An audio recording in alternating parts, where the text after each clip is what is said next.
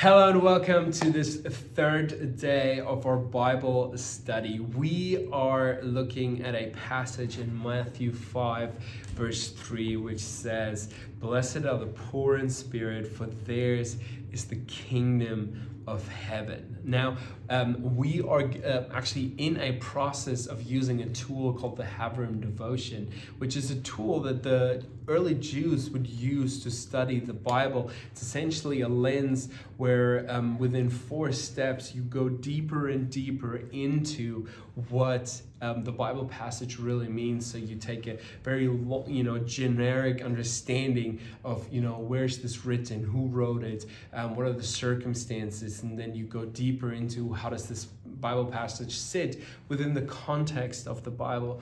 And then today we're going to do the next step. And the next step is the following. We are looking at something called drash. Okay, drash means that we are looking at the passage and we're putting ourselves into the shoes of someone in the passage. Now, the circumstance right here is that Jesus is teaching a message, he's preaching, and in that preaching, he's talking to his disciples, but he's also talking to quite a few people that are listening to his message. So what I want you to do is to go into the passage, look at the verse, which again, Matthew 5 verse 3 is, "Blessed are the poor in spirit, for theirs is the kingdom of heaven." What I want you to do is I want you to pick out one disciple. Pick out one disciple that maybe is your favorite disciple,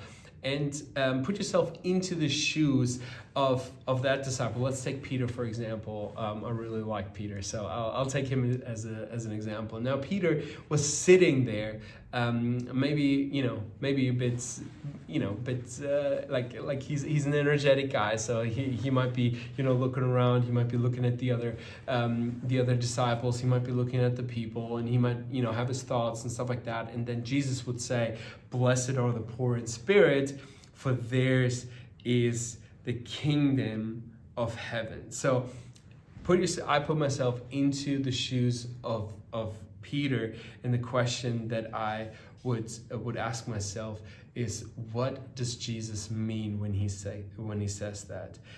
What is it that I might be hoping that he would say? And what does it feel like in me when he says these things? How does it feel when Jesus is preaching this?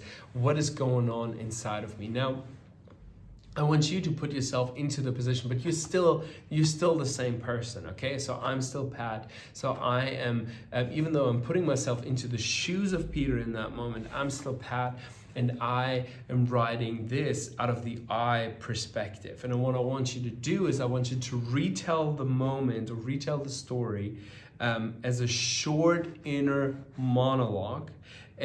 But what is really, really crucial is you might change the perspective because you write out of the I perspective, but you never change the facts of the story. We're not changing the Bible here. We're not changing the facts of the story. We're not changing the facts of what we discovered the last 2 days. We're not changing anything. What we're just doing is we're putting ourselves into the position and writing this out of the I perspective, because it helps to get my thoughts onto a piece of paper and saying, like, I am hearing these words from Jesus and it does this and this with me. These are my thoughts. This is what immediately comes to mind. These are the questions that I have. What is it that Jesus is saying, and what does it do with me very personally? All right, what we're going to be doing, I changed the order just slightly. What we're going to be doing is tomorrow I'll be sharing a few thoughts with you that I have about the passage. And then on Friday, we're going to be doing the last part of the Havrim Bible study, which is Sud. And I'm looking forward to doing that with you guys. I'll see you tomorrow.